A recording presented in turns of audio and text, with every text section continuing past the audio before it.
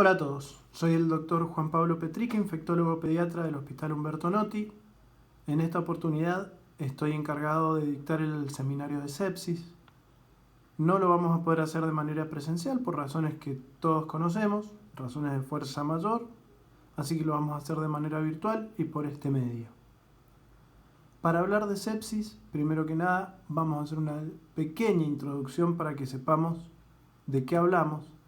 Sabemos que la sepsis es una urgencia infectológica con una elevada mortalidad y una elevada morbilidad para los pacientes. Tiene una mayor incidencia y mayor mortalidad en pacientes menores de 1 año por su propia condición. Y además es la causa más frecuente tanto de ingreso a unidades de cuidados intensivos como de muerte en estas unidades. Vamos a hablar también un poco de definiciones rígidas, poco flexibles, muy de libro, pero que nos ayudan bastante a comprender la clínica y la gravedad de la situación. Infección. Vamos a ir de menor a mayor, hablando primero que nada de infección. Es la presencia de microorganismos en tejidos o fluidos estériles, todo documentado por cultivos, por supuesto. Bacteremia. Es la presencia de bacterias en el torrente circulatorio documentado por cultivos, o bien una alta sospecha de síndrome clínico causado por una infección. Entonces, de esto vamos a desglosar que el síndrome de respuesta inflamatoria sistémica se define como la temperatura central superior a 38 grados o inferior a los 36. Y como en pediatría el rango etario es amplio, con muchísima variación en los parámetros a analizar, vamos a hablar de frecuencia cardíaca por encima de los 2 desvíos estándar para la edad o una bradicardia menor al percentilo 10 para la edad. Lo mismo pasa con la frecuencia respiratoria cuando tenemos una taquipnea superior a los 2 desvíos estándar o bien en cualquier grupo etario requerimientos de asistencia respiratoria.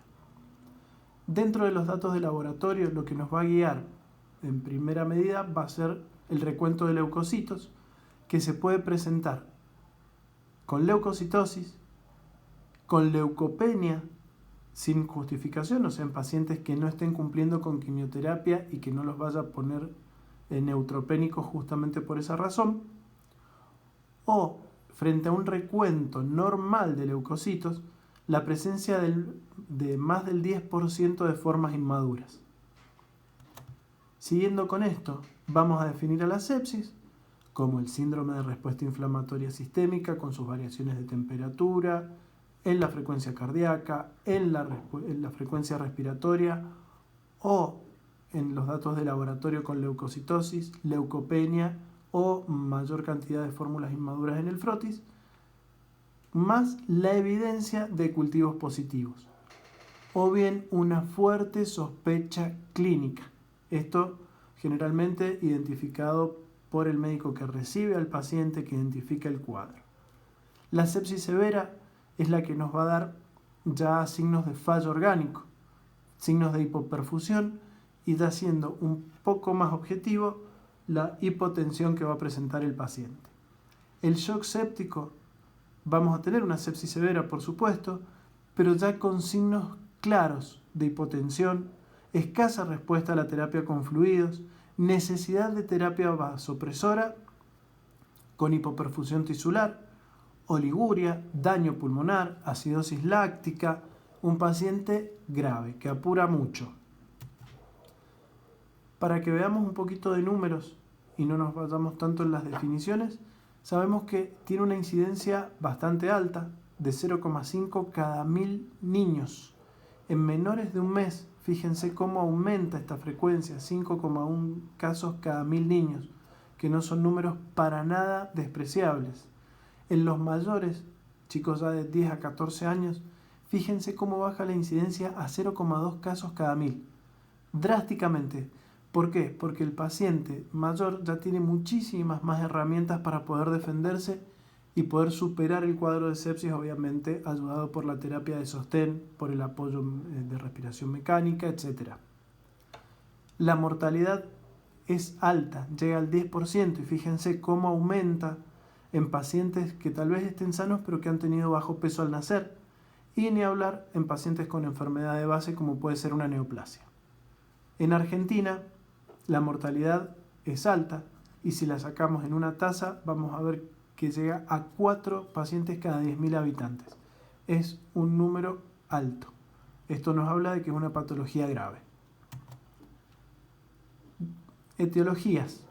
Las vamos a tener que evaluar de acuerdo al grupo etario y de acuerdo al foco infeccioso que sospechamos. Fíjense cómo en los pacientes menores de 3 meses la flora predominante es la flora del tracto gastrointestinal y la flora del tracto genitourinario de la mamá. Esto puede llevarnos a muerte por gérmenes que no son propios del paciente, porque el paciente ni siquiera tiene su flora residente. Vamos a encontrar la cabeza al Staphylo aureus, Streptoneumoniae, Streptoagalactiae, Haemophilus influenza, Escherichia coli, Listeria monocytogenes, que es un germen poco frecuente, pero muy agresivo, y muchas veces los pacientes que tenemos con estos rescates terminan muriendo. Y no nos olvidemos del enterococo y de la Neisseria meningitidis, el conocido meningococo. Pacientes mayores de 3 meses y hasta los 5 años ya se han despojado de la flora materna, solamente les está quedando su flora habitual, que está compuesta por el Staphylo aureus, que es un problema de salud pública en todos los estratos y en todos los países, Streptoneumoniae, Neisseria meningitidis, Haemophilus influenza, que van en disminución desde que se implementó la vacunación universal para estos gérmenes, y de hecho en mayores de 5 años, que ya tenemos una vacunación completa para Haemophilus influenza, es el germen que desaparece o es muy poco frecuente porque ya no forma parte de la flora residente del paciente. Dijimos que además de evaluar el grupo etario, íbamos a evaluar el foco infeccioso.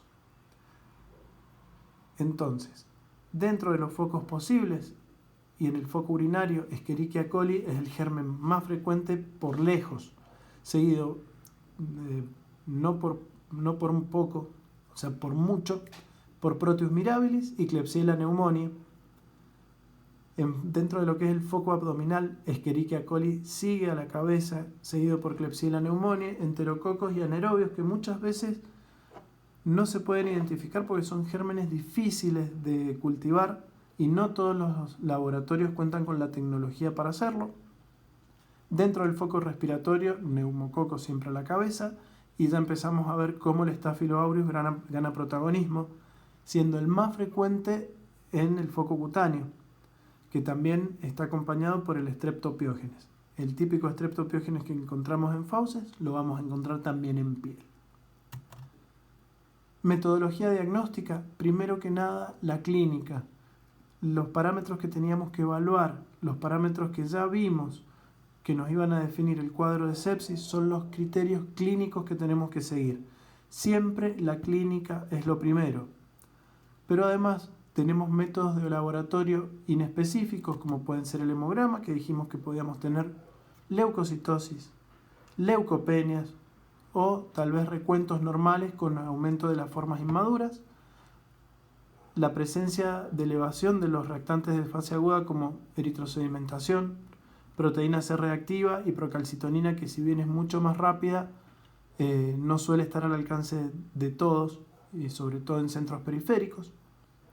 Y la función orgánica, que ya nos va a estar hablando de fallo de órganos, sobre todo las que son rápidas de hacer, función renal, función hepática, un estado ácido bases para ver si tenemos una acidosis láctica, una orina que no solamente nos va a tirar datos con el sedimento, sino también que puede llegar a ser usada para el cultivo en una segunda etapa, y como parte de la función hepática también vamos a pedir tiempo de protrombina, TTPK y fibrinógeno, ¿verdad? Más específicos son los cultivos. Los cultivos nos van a dar la evidencia ineludible de bacterias, o sea, de gérmenes en tejidos o fluidos que deberían ser estériles. Hemocultivos, obviamente los vamos a pedir. Urocultivos si estamos sospechando foco urinario. Líquidos cefalorraquídeos, sobre todo en pacientes menores de 3 meses que no van a presentar una clínica clara de meningitis. El lavado bronquialveolar, el coprocultivo, los cultivos de lesiones cutáneas, sobre todo si tienen colecciones, y los hisopados, si estamos sospechando otros focos como pueden ser el foco nasofaringeo o en pacientes que pueden estar colonizados por gérmenes multiresistentes, el hisopado rectal. Tratamiento. Es muy importante el tratamiento antibiótico, pero también es muy importante el tratamiento de sostén que le vamos a dar al paciente. Habíamos dicho que teníamos que evaluar la etiología en cuanto al grupo etario y en cuanto al foco infeccioso que íbamos a tratar. Entonces, sabemos que el tratamiento general va a ser principalmente la terapia con fluidos y la estabilización hemodinámica del paciente. Un paciente en shock es un paciente que primero que nada tenemos que estabilizar y aportarle líquidos. Medidas para mantener la normotermia. Sabemos que el paciente, como dijimos, se podía presentar tanto febril como hipotérmico. Entonces, la normotermia es importantísima, sobre todo para mantener las necesidades metabólicas del paciente. La monitorización continua si el paciente así lo requiere. Obviamente, esto en unidades de cuidados intensivos. Tratamiento para el dolor, sobre todo cuando tenemos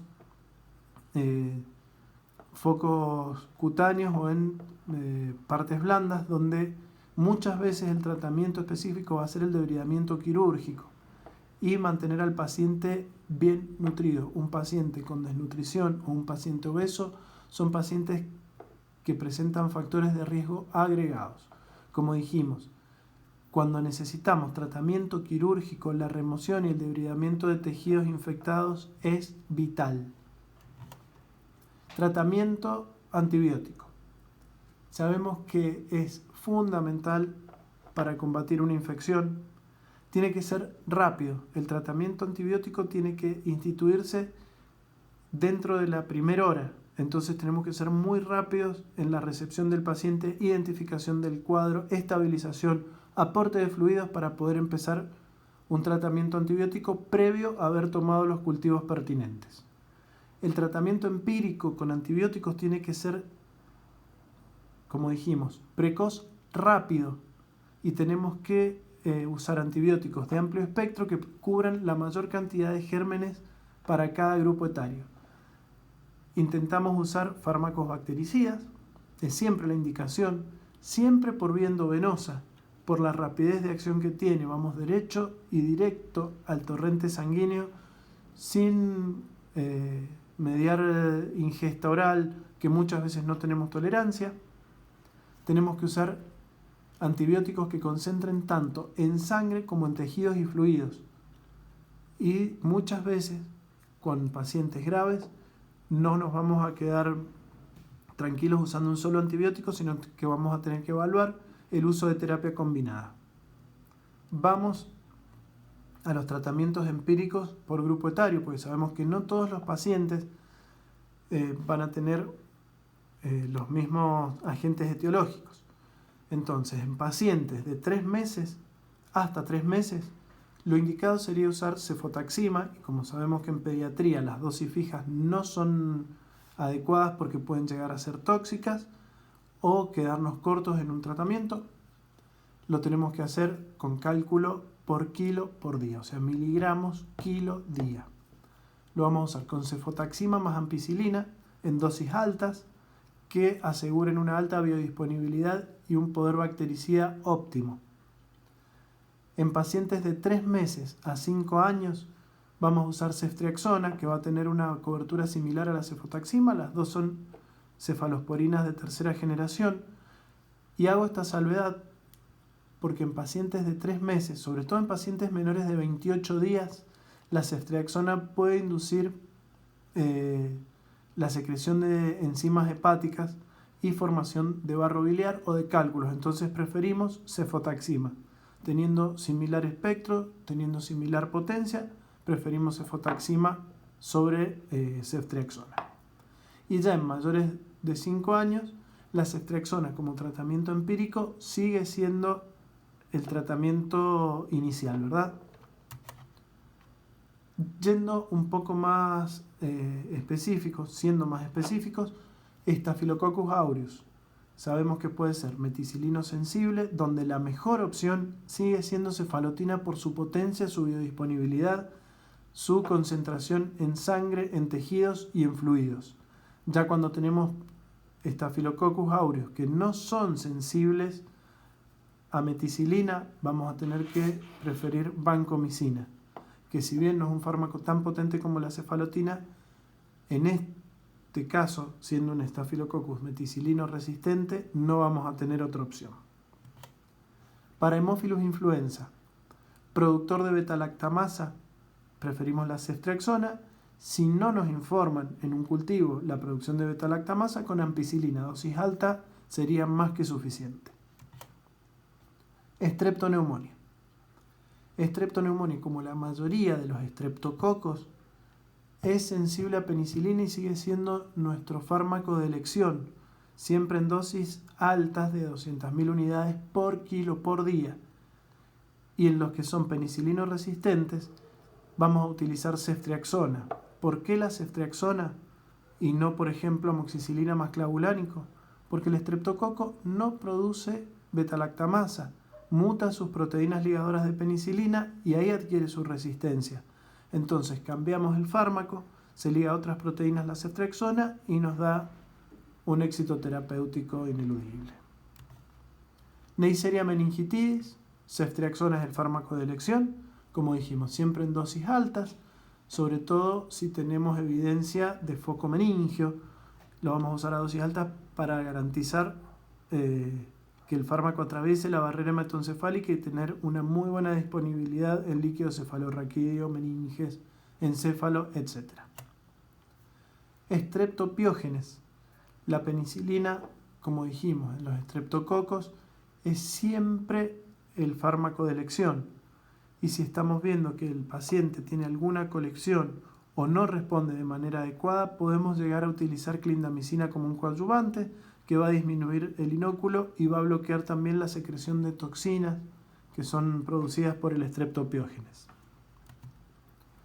Dentro de lo que son bacilos gram negativos, intentamos cubrir Pseudomonas, que es un germen muy agresivo. Más allá de ser un gram negativo, es un germen que tiene resistencias intrínsecas múltiples, entonces usamos piperacilina tazobactam más amicacina. Otra vez vemos que tenemos la terapia combinada.